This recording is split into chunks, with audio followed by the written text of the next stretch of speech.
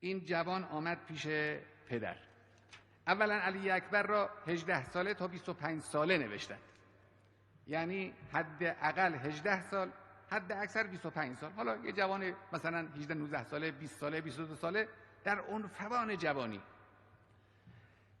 میگه اینها خرج علی بن الحسین. علی بن الحسین از خیمگاه امام حسین خارج شد برای جنگیدن. باز اینجا راوی میگه و کان من اصبح الناس خلقا. این جوان جزو زیباترین جوانان عالم بود، زیبا، رشید، شجاع. فاستأذن اباه فی القتال. از پدر اجازه گرفت که بره بجنگ. فاذن له.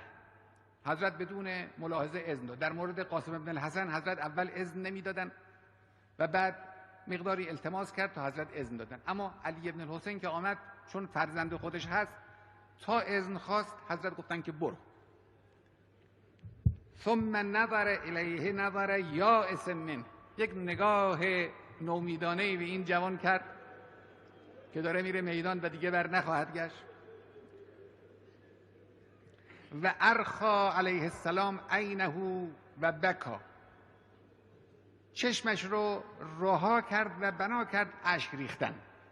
یکی از خصوصیات عاطفی دنیای اسلام همینه ها، اشک ریختن. حوادث عاطفی، پدیده‌های عاطفی خیلی آسانه. شما زیاد می‌بینید در قضایا که حضرت گریه کردن. گریه، این گریه جزع نیست، این همون شدت عاطفه است، چون اسلام این عاطفه رو رشد می‌دهد در فرد. حضرت بنا کردن گریه کردن. بعد این جمله رو فرمودن که همه شنیدید. ثم قال اللهم اشهد. خدایا خودت گواه باش. فقد برز الیهم غلام. جوانی به سمت اینها رفته است برای جنگ. اشبه الناس خلقا و خلقا و منطقا برسولک. یک نکته‌ای در اینجا هست که من به شما عرض بکنم.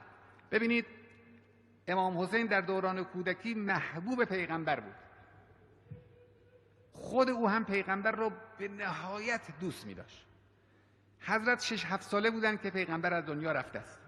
یک چهره پیغمبر به صورت یک خاطره بیزوالی در ذهن امام حسین مونده است و عشق به پیغمبر در دل او هست.